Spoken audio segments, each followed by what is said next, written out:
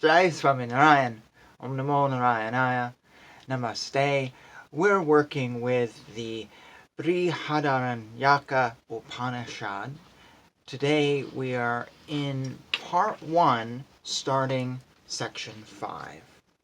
That the Father produced 7 kinds of food through meditation and rites, I shall disclose. 1 is common to all eaters. 2 he apportioned to the gods. 3 he designed for himself. And 1 he gave to the animals. On it rests everything, what lives and what does not. Why are they not exhausted, although they are always eaten?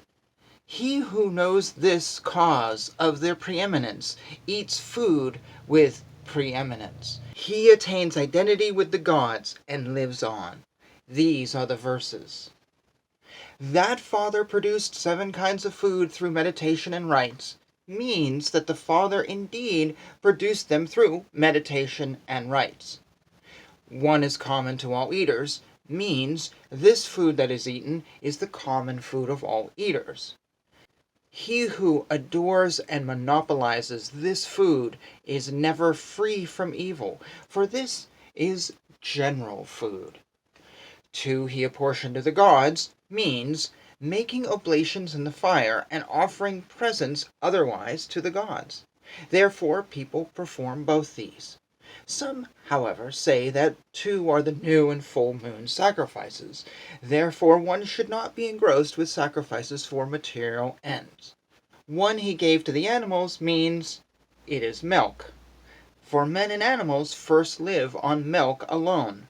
Therefore they first make a newborn babe lick clarified butter or suckle it, and they speak of a newborn calf as not yet eating grass. On it rests everything what lives and what does not means that on milk indeed rests all this that lives and that does not. It is said that by making offerings of milk in the fire for a year, one conquers further death. One should not think like that, though. He who knows this conquers further death the very day he makes that offering, for he offers all edible food to the gods. Why are they not exhausted, although they are always being eaten, means that the being, the eater, is indeed the cause of their permanence, for the food is produced again and again.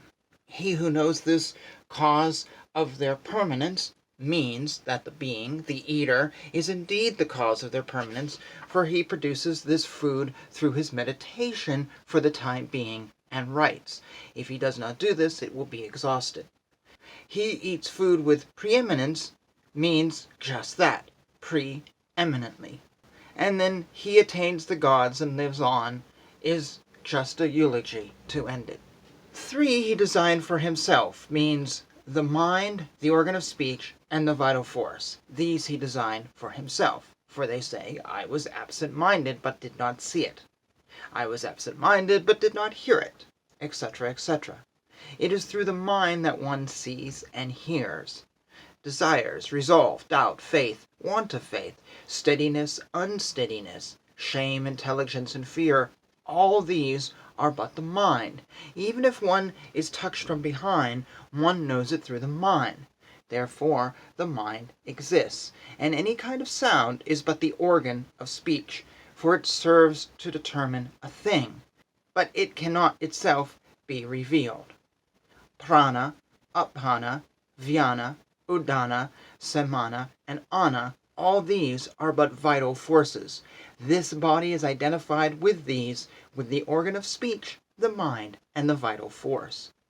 These are the 3 worlds. The organ of speech is the world, the earth, the mind is the sky, and the vital force is the world. These are the 3 Vedas. The organ of speech is the Rig Veda, the mind is the Yajur Veda, and the vital force is the Sama Veda. These are the gods, the manes and the men. The organ of speech is the gods, the mind is the manes, and the vital force is men. These are the father, mother, and child. The mind is the father, the organ of speech is the mother, and the vital force is the child. These are what is known, and what is desirable to know, and what is unknown. Whatever is known is a form of the organ of speech, for it is the knower. The organ of speech protects him who knows this by becoming that which is known. Whatever it is desirable to know is a form of the mind, for the mind is what is desirable to know. The mind protects him who knows this by helping that which is desirable to know. Whatever is unknown is a form of the vital force, for the vital force is what is unknown. The vital force protects him who knows this by becoming that which is unknown.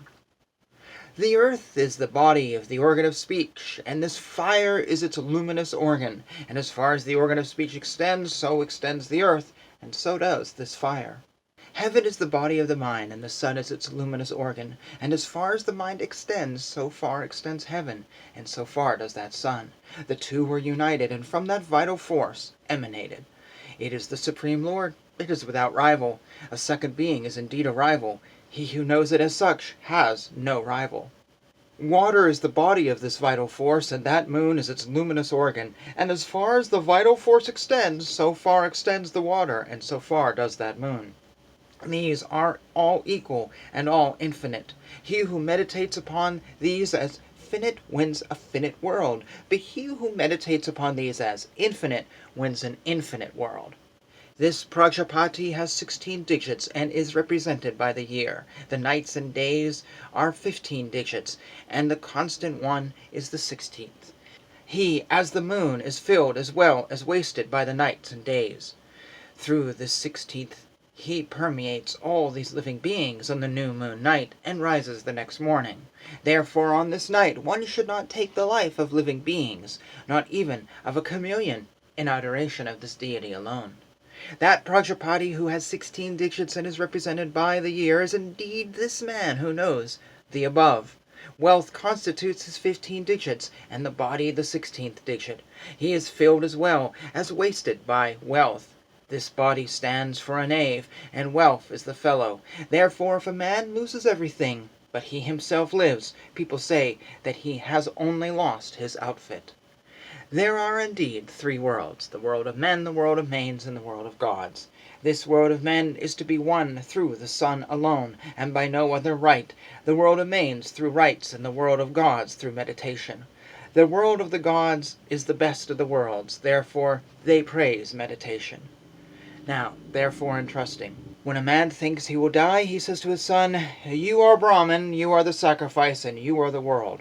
The son replies, "I am Brahman, I am sacrifice, I am the world." The father thinks whatever is studied is all unified in the word Brahman. Whatever sacrifices there are all unified in the word sacrifice. And whatever worlds there are all unified in the word world. All this, that being the duties of the householder, is indeed this much. He, being all this, will protect me from the tithes of the world. Therefore, they speak of an educated son as being conducive to the world. Hence a father teaches his son. When a father who knows the above departs from this world, he penetrates his son together with the organ of speech, the mind, and the vital force. Should anything be left undone by him, through any slip, the son exonerates him from all that. Therefore he is called a son. The father lives in the world through the son. Divine and immortal speech, mind, and vital force permeate him. The divine organ of speech from the earth and fire permeates him. That is the divine organ of speech through which whatever he says is fulfilled. The divine mind from heaven and the sun permeates him. That is the divine mind through which he only becomes happy and never mourns. The divine vital force from water and the moon permeates him. That is the divine vital force, when it moves or does not move, feels no pain nor is injured. He who knows the above becomes the self of all beings. As is this deity, so is he. As all beings take care of this deity, so they do take care of him. Whosoever these beings may grieve, that grief of theirs is connected with them. But only merit goes to him. No demerit ever goes to the gods. Now a consideration of the vow. Prajapati projected the organs. These, on being projected, quarreled with one another. The organ of speech took a vow, "I will go on speaking." The eye said, "I will see." The ear, "I will hear." And so did the other organs, according to their function. Death captured them in the form of fatigue. It overtook them, and having overtaken them, it controlled them. Therefore the organ of speech inevitably gets tired, and so do the eye and the ear. But death did not overtake this vital force in the body. The organs resolved to know it. This is the greatest among us that, when it moves or does not move, feels no pain nor is injured. Well, let us all be of its form. And they all assumed its form. Therefore they are called by this name of prana. That family in which a man is born who knows the above is indeed named after him, and he who competes with one who knows the above shrivels, and after shriveling dies in the end. This is with reference to the body. Now, with reference to the gods. Fire took a vow. I will go on burning. The sun said, I will give heat. The moon said, I will shine. And so did the other gods according to their functions. As is the vital force in the body among these organs, so is Vayu, the god of air, among these gods. Other gods sink, but not Vayu. Vayu is the deity that never sets. Now there is a verse. The gods observe the vow of that form which the sun rises and which he sets. It is followed today and it will be followed tomorrow. The sun indeed rises from the vital force and also sets in it. What these gods observed then, they observe to this day. Therefore a man should observe a single vow, do the functions of the prana and apana, lest the evil of death, that being fatigue, overtake him. And if he observes it, he should seek to finish it. Thus ends Part 5. We will continue now with Part 6. This universe indeed consists of three things, name, form, and action. Of those names, speech is the source, for all names spring from it. It is their common feature, for it is common to all names. It is their Brahman, their self, for it sustains all names. Now of forms, the eye is the source, for all forms spring from it. It is their common feature, for it is common to all forms. It is their Brahman, their self, for it sustains all forms. And of actions, the body is the source, for all actions spring from it. It is their common feature, for it is common to all actions. It is their Brahman, the self, for it sustains all actions. These three together are one. This body and the body, although one, is these three. This immortal entity is covered by truth, the five elements. The vital force is the immortal entity, and the name and the form and truth, so this vital force is covered by them. Thus ends Section 6 and all of Part 1 of this Upanishad. So that may sound very complicated to you. It might sound very esoteric what I just read. It may boggle the mind upon first reading. I want to keep this video short, so I'm only going to say, reading through it, I had that same thought, and yet at the same time I went, no, it's actually fairly exoteric. It's actually fairly straightforward on some level. It's nothing we really haven't seen before, just worded a little differently. If you don't believe me, and you may not, go hunt up this Upanishad and reread that section.